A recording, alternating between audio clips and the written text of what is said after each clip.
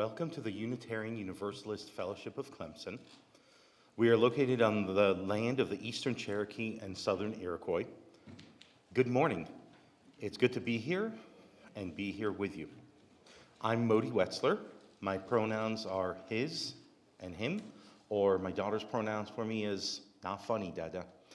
And I'm a member of the Unitarian Universalist Fellowship of Clemson's Worship Associate Team. Each week, the community comes together to participate in worship, music, and reflection. This is where we seek to have our hearts opened and our imaginations fired. This is the place that reminds us that we are deeply connected to one another and all living things. If you're visiting with us this morning, welcome. This fellowship is a religious community grounded in the heritage and values of Unitarian Universalism. We seek to create a loving community, inspire joy and spiritual growth, and support courageous action. All of us are welcome, regardless of religious background, political persuasion, ethnicity, age, ability, sexual orientation, or gender identity or expression. If you'd like more information about this fellowship or Unitarian Universalism, please see information about us on our website, UUFC.org. If you're interested in getting our weekly newsletter, please reach out to the office by email or our website or in the announcements on the back of the order of service. I'd like to highlight a few announcements from the order of service. First, please plan on staying after service today for our congregational meeting. This meeting requires a quorum, so it's important that members attend. We will be approving our incoming Board of Trustees and approve our operating budget for the coming year. Each year, we also ask for contributions to a special holiday gift for the staff, not including the minister. Our staff are all amazing and make the ministries of UUFC possible. Please consider giving to this fund to help show our appreciation for their invaluable support. You can donate on the website using the icon titled End of Year Staff Appreciation Fund, found by clicking on the donate button. Rosie Howard will host a Christmas open house after fellowship on December 15th. So, after fellowship. I'm sorry, I thought I said after. Yeah, after fellowship on December 15th, not today, but next Sunday. Her house is a Christmas wonderland that she spends weeks working on and is proud to share with her friends. She lives in Anderson and will provide you with her address if you RSVP to 212-464-8935. It's a BYOB and appetizer if you'd like. All right.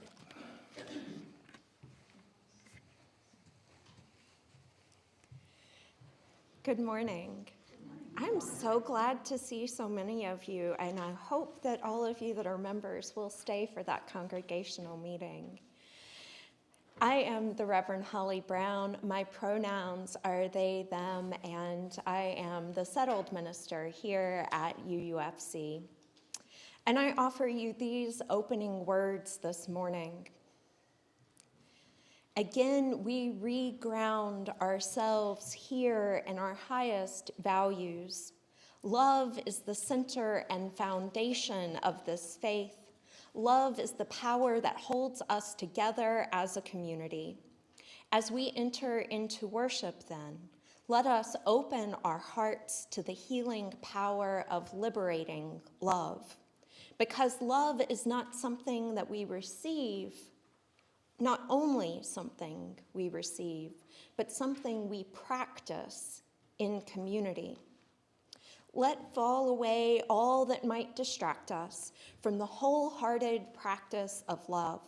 Let us be accountable to one another for doing the work of living our shared values through the spiritual discipline of love. As we continue to listen and learn, to act and grow, may each unfold into wholeness, both deeply loving and truly loved. In the spirit of love and entering into worship, I invite you to rise in body, mind, or spirit, wherever you are, to join in singing number 18, What Wondrous Love.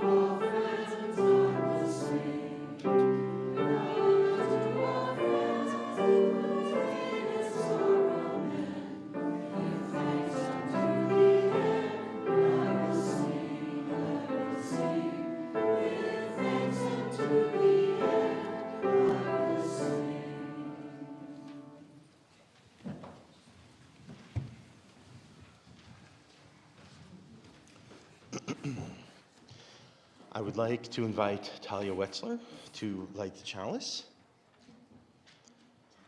Now to let us share, well, I'll wait.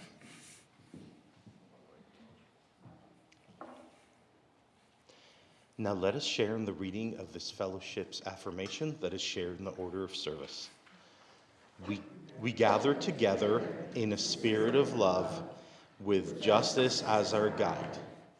This is our chosen covenant, to dwell together in peace, to seek the truth with freedom, and to care for one another.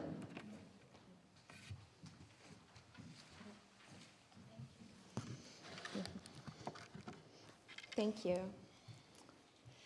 So you might notice that I am not Karen Hiebel.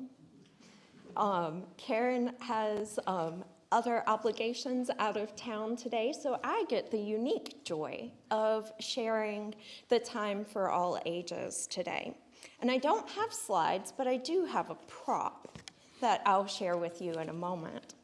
So, you know, some churches, including this one, some fellowships like this one, have multi-generational services. And sometimes they have interactive components. Sometimes they have extra movement and music, right? At least that's the idea. If we want to have everybody in the service, it's great to have something for us to do together. So one congregation had an activity that was to make a heart. They were given construction paper and glue and glitter and markers and all kinds of things to decorate their hearts. Emily, one little girl, diligently created the most perfect, the most beautiful heart that she could. It had glitter in the shape of diamonds around the outside. And as she was helping clean up, she noticed the heart of one woman who was around the same age as her grandmother, sitting at a nearby table. But her heart was a mismatched mess of odd colors and had pieces that were ripped and torn and glued haphazardly upon it. Maybe something kind of like this.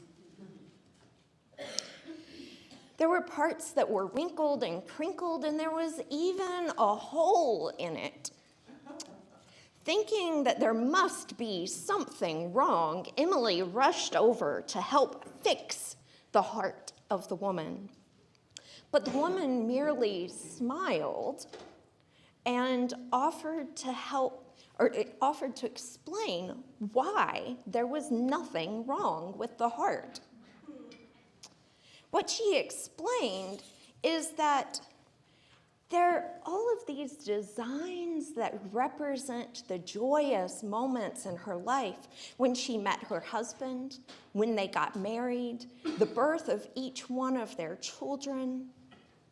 But then there were heartaches, losses of loved ones, and especially the loss of her husband that created some of those rips and holes and other things that were part of it.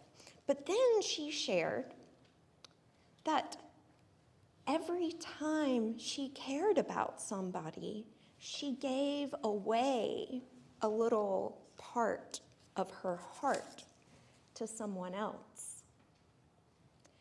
And the little girl was so distressed by this. Well, if you give away a little part of your heart, how do you have anything left?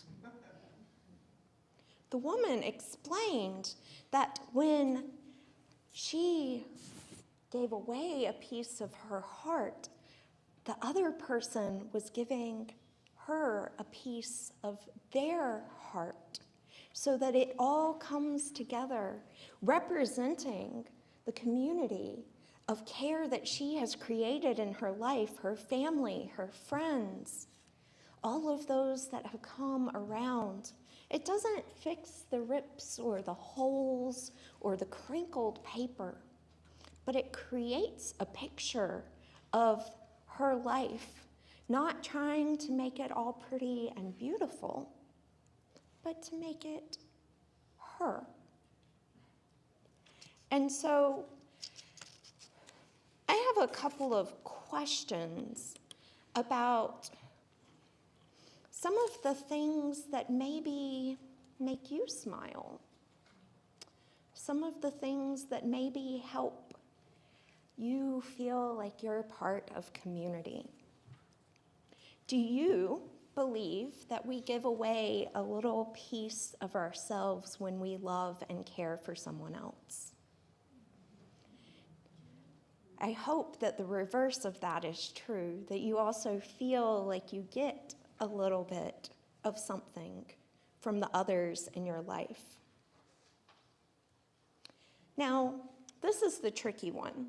Do you think you can be happy and sad about something at the same time? Yeah. Now, if somebody could look at your heart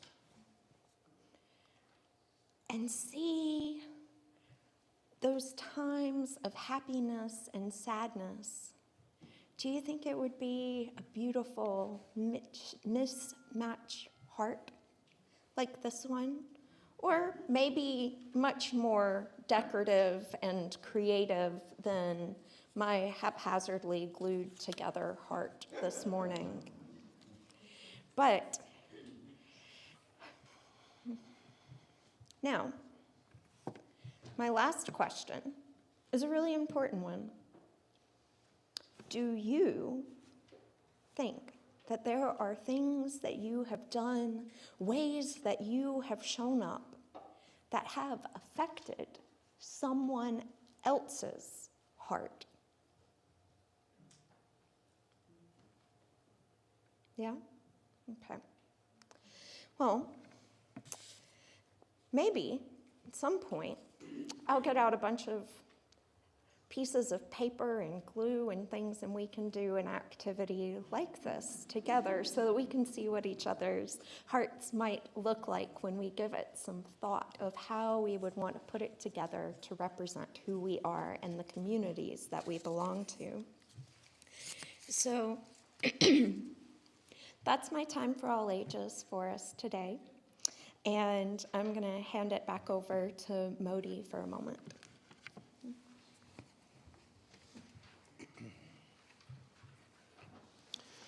All right. This is the time we set aside for the offering to give to the financial vitality of this community.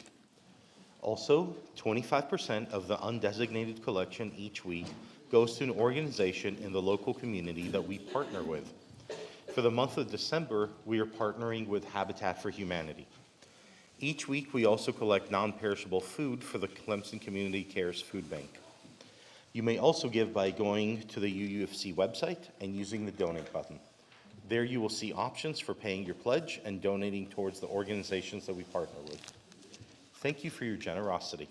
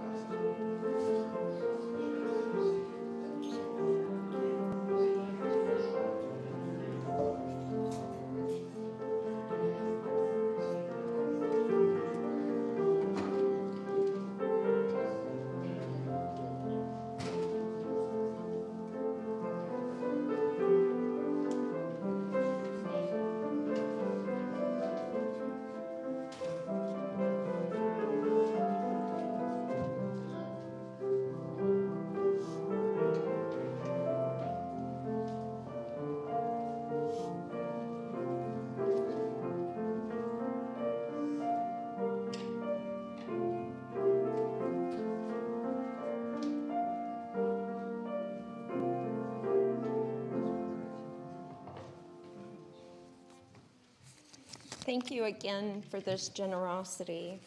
This is one of many ways that we give to this community. Each week, we also share of our joys and concerns, a time of sacred sharing, reminding us of our connections to this community and that we are not alone. I've asked Modi to place a stone into this shared vessel representing this community for each one of the joys and concerns shared today. Let's see. I have one from Meg Williamson. So many thanks to Mary Oram for organizing the Christmas party last night. The new format of gift exchange was fun. Yes. Joy from Karen York is Notre Dame Cathedral Mass for the people today after 5 years of being closed due to the 2019 fire. And Martha Alexander shares that Jim is recovering from scope surgery on his right knee. And then have a joy from Bing Johnson that after 2,800 miles commuting to Athens, Georgia for 28 radiation treatments, I'm done with this phase. My thanks to Nancy with my daughter-in-law, and my small group of official and unofficial UUFC cheerleaders. I'm interested that it has a superscript too, and I was looking for the footnote, but but don't see one. So, and I forgot, I have a couple that I put on my tablet that were submitted online.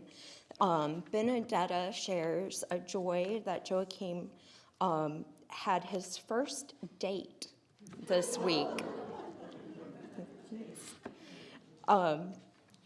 I wish to lift up the sorrow and fear that many LGBTQ, especially trans and non-binary individuals, may be feeling this week with the Supreme Court hearings around gender-affirming care for trans youth.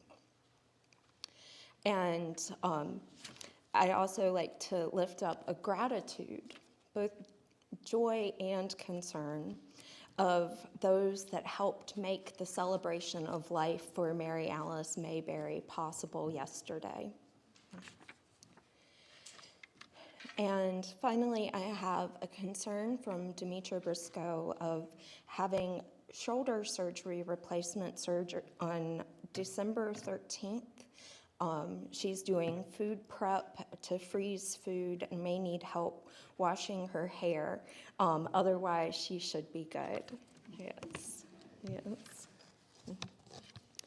And we place one final stone in the vessel representing those joys and concerns that remain closer to our heart today. Thank you. And now we switch gears a little bit. For any children or youth that are with us, we have Meg and Kathy that are going to be having our religious exploration class, and we will sing Go Now in Peace as we sing the children out.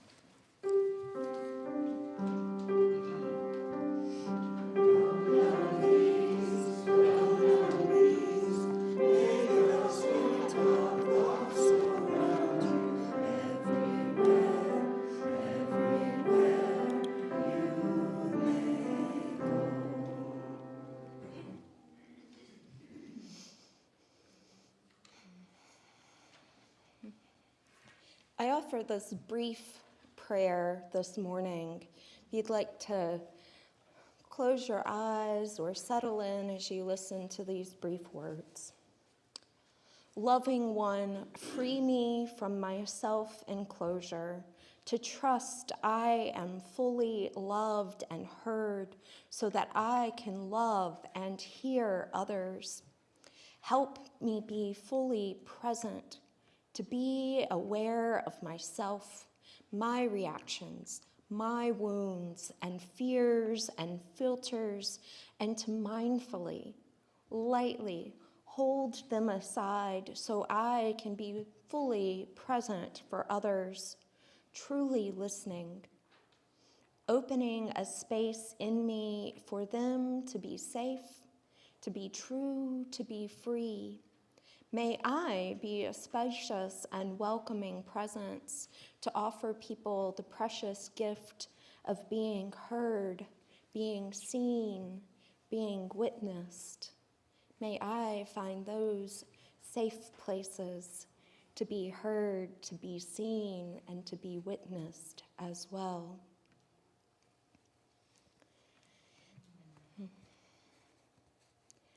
And in the spirit of recognizing who we are, the love for others, and who we are together, I invite you to remain seated as we sing number 1031, Filled with Love and Loving Kindness.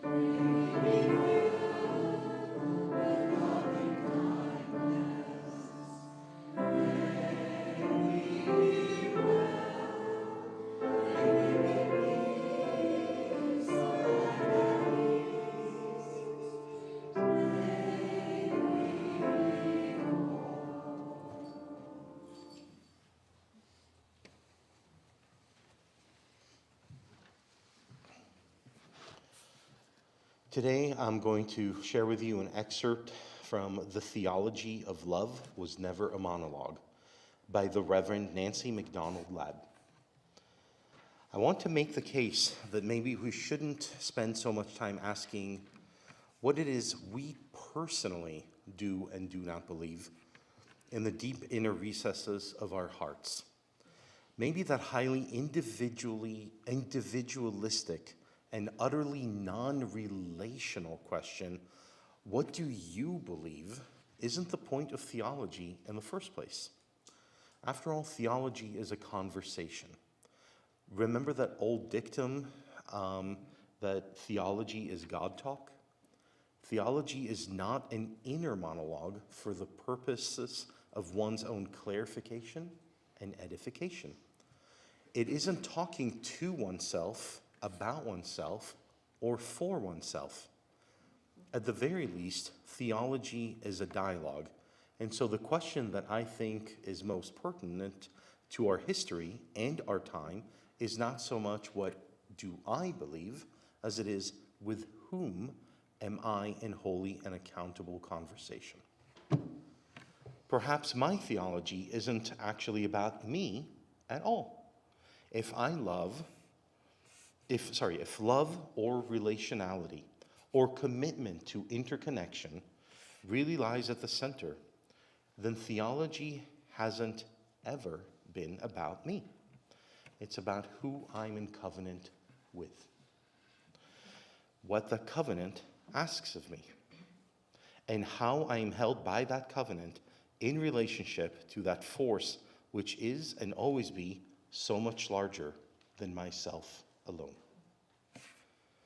If theology is a conversation and not a monologue, the question of belief is one we can approach appropriately when, and only when, we are able to take in the questions that are posed to us by forces outside of ourselves. And so theology is, and always has been, much more about relationship than it is about belief. As we often say, we are a covenantal faith rather than a creedal one. We speak of how we want to be together rather than a set of common assertions we are supposed to believe together. And that, not a call to theism as such, is at the heart of my contention here. It is merely this: the theology, covenant, and the love which will not let us go, none of it is really about us uniquely and specifically. It isn't about me or you at all.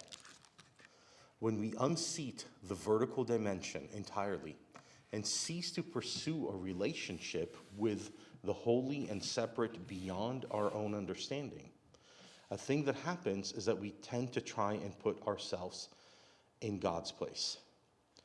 Likewise, when we mistakenly believe that theology is all about what we do and do not personally believe, we tend to discount the inherently relational and covenantal dimension of theology itself, turning it into a monologue of our own assertions instead of a dialogue with our beloveds. When we put ourselves in God's place, another thing that happens is that we get an awfully high opinion of our own personal perspectives and our own inherent individual goodness.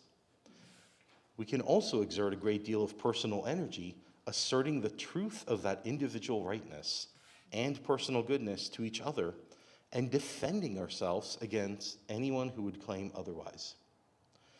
In this way, making a good account of oneself can become the people's singular preoccupation, usually at the expense of community building, of the community building mission we claim to collectively share. Love, however, only exists in relationship to the beloved. Like theology, it is an inherently relational enterprise. It does not require individual retrenchment into a place of defensiveness and self-protection. It does not care what you believe. Love cares how we can generate life-giving hope in concert with those around us.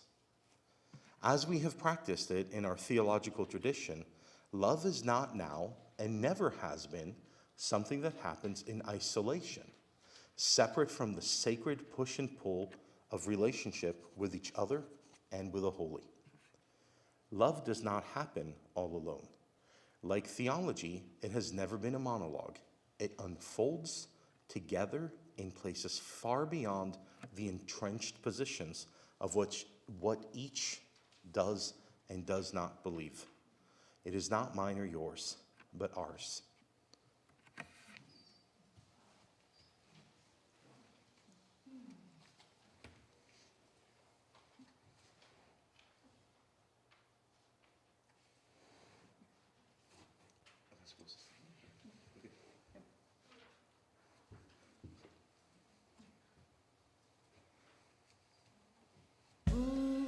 I believe in the power of kindness. Ooh, I believe in the power of love. Ooh, I believe in the power of kindness. Ooh, I believe in the power of love. We don't know what's coming, but we can help shape what's ahead. Kindness as our currency, the commonwealth is in our hands.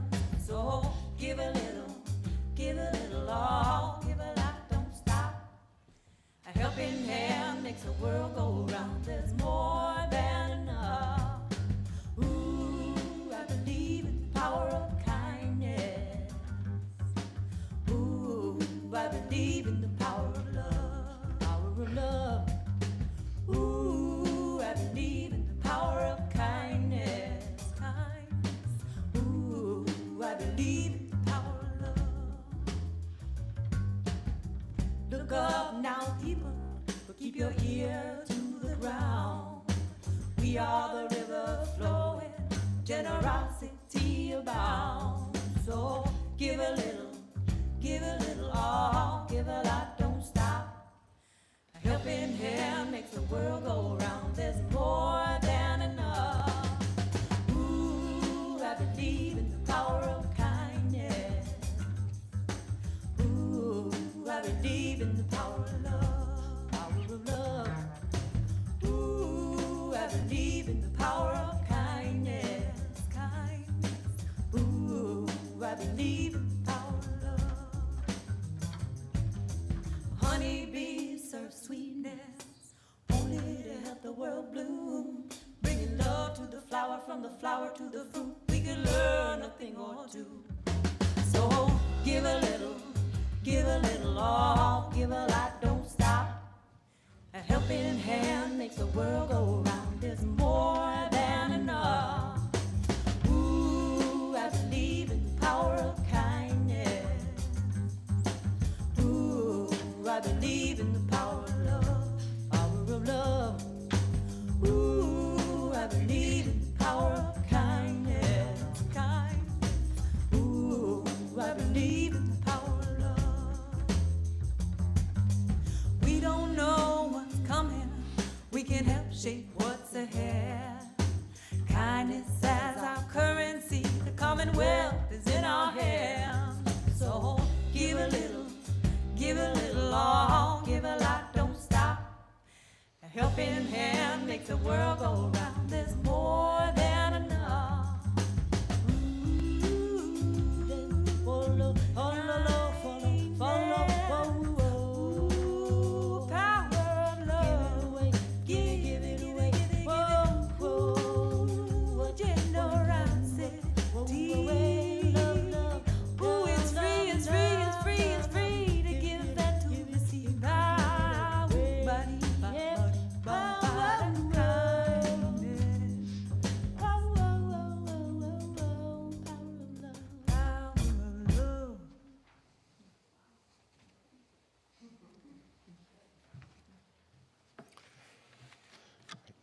The following is an excerpt from Love is the Heart of This Church by Dan McCannon. Perhaps when we say that love is the heart of this church, what we mean is that this is a place where we take all the feelings of connection and caring that come naturally when we are with our family and friends and turn those feelings outward to embrace the whole world. This is not an easy task. It is definitely not about sending Valentine's Day cards to the whole world. It is about doing the work of feeding the hungry, sheltering the homeless, and confronting those who serve power or greed rather than love. It is about doing the work of calling one another to account when we fall short of love's standard. Disciplined and accountable love, rooted in both Unitarianism and the social gospel, is an important part of the love theology I wish to carry into the future. But it's not the only part, or even the most important part. If we put all the emphasis on our duty to love the world and on holding one another accountable, we imply that love starts with us. But it doesn't. We can love others only because we have first experienced love.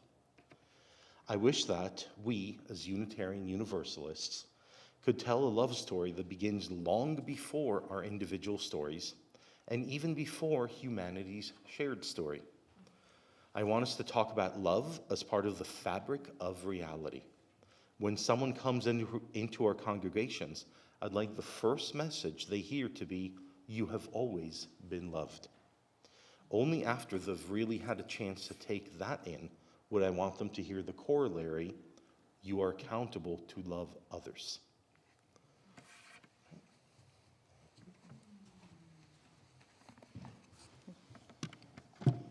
Thank you, Modi, and thank you for being willing to read my very long reading selections this week.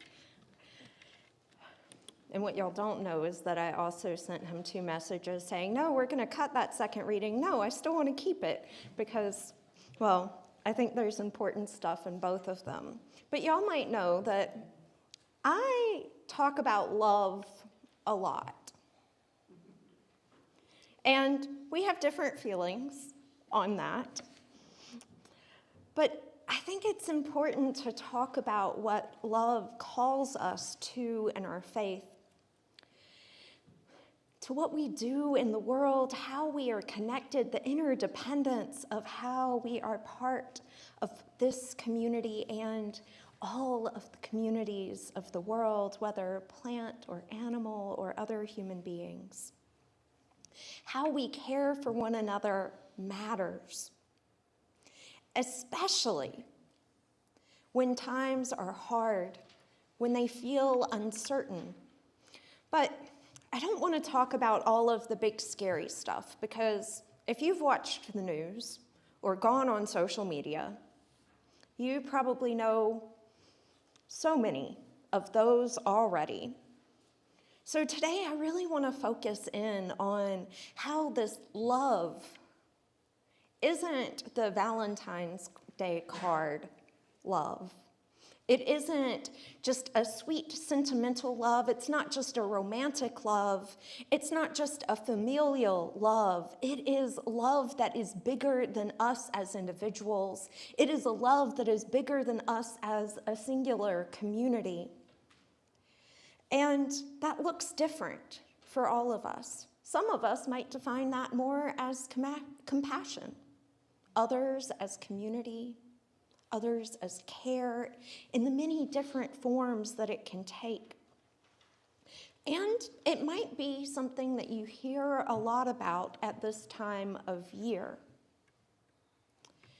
Who here saw or had messages in their inbox that talked about Giving Tuesday after Thanksgiving? Whether you gave to them or not, whether at this time of year or any other time of year, we're reminded of giving, not just to our close inner circle of folks, but to those out in the world. Sometimes, if you're like me and are signed up for all of these different organizations' emails, my inbox was pretty flooded. Was y'all's? Yeah. So, while I want to talk about the gift of presence, I decided I would talk about that next week a little bit more, of not just the gift of the presents that we give, like at White Elephant gift exchanges, but of the gift of just simply being together, which that also provided. The reading that Modi shared earlier comes from a compilation of stories, writings that were put together in an anthology called Love at the Center.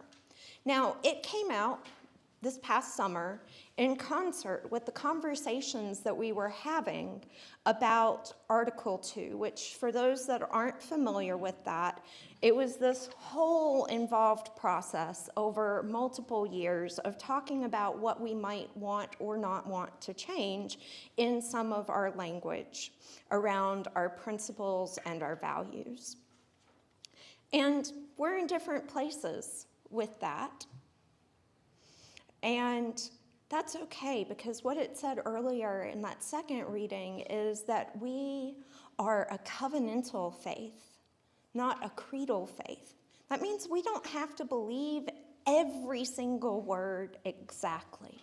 But these are the things that help guide us, to give us inspiration, to give us hints of how to be in community, how to be in covenant together, but also how to bring us back into covenant together. And so I say all of that because after votes 2 years in a row, there was some new language that was adopted. And some of it talks about this idea of love in context of our faith. It says that Unitarian Universalist Association will actively engage its members in the transformation of the world through liberating love, and goes on to say that the Unitarian Universalist, we covenant congregation to congregation and through our association to support and assist one another in our ministries. We draw from our heritages of freedom, reason, hope, and courage, building on the foundation of love. Love is the power that holds us together and is at the center of our shared values. We are accountable to one another for doing the work of living our shared values through the spiritual discipline of love. And then it has the statements that go along with that about justice, equity, transformation, pluralism, interdependence, and generosity. And I want to be clear, this doesn't mean that any of our previous versions disappear. It means that they've been expanded in new and different ways. And if you've gone on the UUA website lately, just because it was voted on back in June, it still has our 7 principles and our 6 sources under the section of what we believe. And I think we just got our first actual flyer with the new language on it available through the bookstore.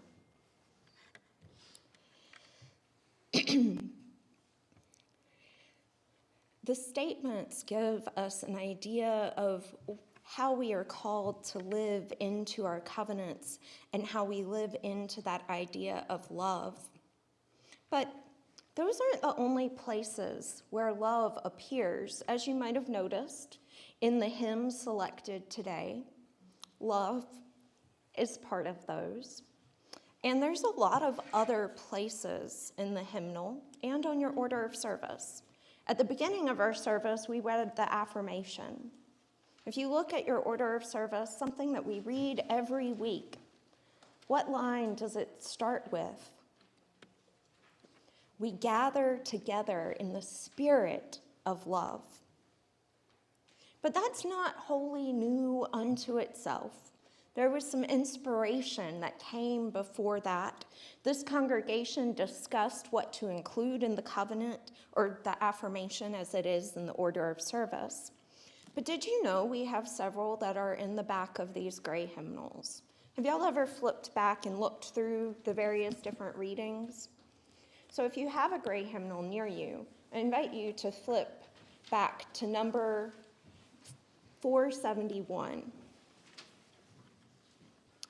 And this is a reading, it was written in the 1930s by a Universalist named L. Griswold Williams. And its first line says, "Love is the doctrine of this church." Then, just a little bit below that, number 473 was written by a Unitarian named James Villa Blake. And that one was written all the way back in 1884. So these aren't new ideas. They existed before the merger between Unitarians and Universalists, which happened in 1961. Now, I want to be clear for a second. This idea of lifting these up is not entirely mine.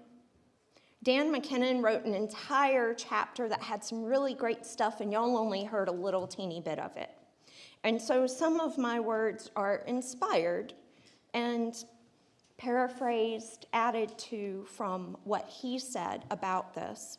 And he points out something, that our version of the principles in 1985 did not include the word love. But the 1961 version did, in the 6 principles. And it said, to cherish and spread the universal truths taught by the great prophets and teachers of humanity in every age and tradition, immemorially summarized in Judeo-Christian tradition, heritage as love to God and love to man. Now, some of that moved to the 6 sources in 1985, but We also changed some of the language so it was a little bit less gendered.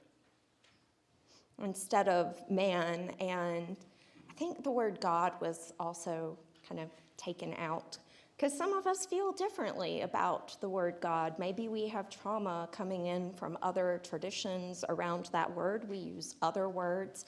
I tend to use divine or universe or spirit of love, spirit of life, which are fairly common among UUs in some capacity. But I want to just note that this book, every single chapter, I could do a sermon on each and every one of them, or somebody could read them and they'd be a sermon unto themselves. And it was really hard to pare it down to just these 2 chapters to share from. But I want to circle back to the time for all ages that I shared earlier, about how it relates to community, how that mishmash heart relates to how beautifully we are in community together. Through our lives, love does not happen in a vacuum. It is not just one perfect heart with diamonds of glitter around it. It is sometimes pieced together from the parts we share with others and the parts they share with us. So if we protect our hearts too much, we put a cage around ourselves to pull us back from those that care about us, we risk missing out. We also risk getting hurt. But one cannot happen without the other. If we aren't willing to risk the pain of losing someone, we don't get to experience the joy. There was a celebration of life yesterday here for Mary Alice Mayberry. And the stories that I heard, in case some of you have not met her, which she hasn't been attending in a while, because she was 106 when she died. How amazing! And the stories were full of joy, some with tears, some with celebration. It was the both and, because people were known by and knew Mary Alice. So I hope that we can find joy, that we can share part of ourselves when we meet new people, whether it is within these walls or out in the wider world. I hope that we won't close ourselves off from that possibility of love, whether it is romantic love, familial love, friendship, love of community, compassion, care for the wider community. I would argue that that care, that love, that compassion for community is probably the hardest one, especially if you know someone hates you. How do we love someone in the face of them hating us? I wish I had all the answers to that. But I think at the heart of it is that we can't let our hearts be so hardened that there is no love to give back to others. Even people that hate us are humans. We're a shared human community. And if we honor the inherent worthiness and dignity of others, there must be something in there that isn't just that hate. Now, as I mentioned earlier, I don't use the word God an awful lot, but when I was in seminary, I had to write a whole paper about what I believed, including what I believed about God. I did go to a Christian seminary after all. But the theology, as was said earlier, isn't a monologue. It shouldn't just be about me. So did any of you participate in either the Building Your Own Theology workshop in class at some point? A couple of people, all right. What about helping with the coming of age curriculum in which children and youth write about what they believe? Anybody? A couple of people, okay. So when we write about what we believe in the context of a class like that or a coming of age, it gives us an opportunity to talk to others, to share what we believe, because theology shouldn't be a monologue. It should be relational. And as you use, being able to find that space for that relationality. We don't all have to believe the same thing. Some of us are very comfortable with using the word God or our belief in Jesus, whether as a historical figure or as divine representation, believing in the divine spark that is within us and among us. Our understanding of us as humanist or atheist, agnostic, Buddhist, pagan, there is so much in the relationality of being together in community that allows those things to not just coexist, but to influence one another and the way that we approach the world. So I want to point out that as a living tradition, we don't want to hold too tightly to one thing, because we connect back not to just 1961 or 1884, but back to our Universalist and our Unitarian ancestors, back to the beginning of this denomination of Unitarians and Universalists. And my hope, my prayer, is that we will connect to generations long after us. There's a value of exploring what we believe, but not just stopping with what I believe or what you believe, but what we together might believe, especially around things that help provide us a foundation in community. So as I close, I want to say the words that McKinnon shared. You have always been loved. You have always been loved. My hope, my prayer is that you may find some of that love here in this space, that you may share some of that love here, but that you may carry that love with you out into the world, that you will not hold it too tightly. May you find that you are enriched by connections to others. May you know that you are loved and that you have always been loved. May it be so.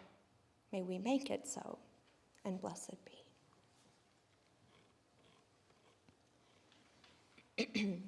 You are now invited to rise in body, mind, or spirit, wherever you are, to join in singing number 346, Come Sing a Song with Me.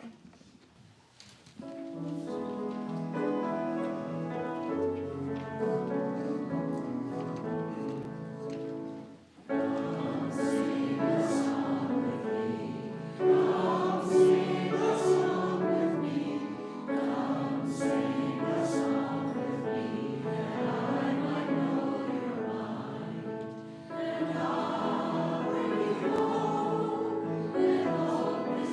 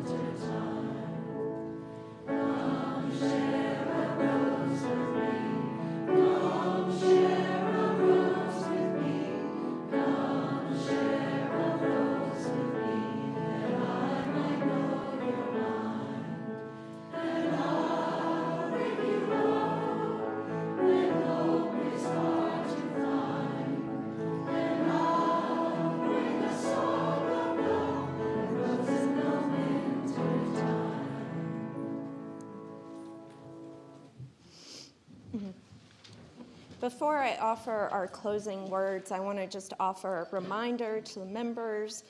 We're going to take a brief break and get all the technology switched over. If you're attending online, there's a Zoom link in the weekly connection so you can join us as well.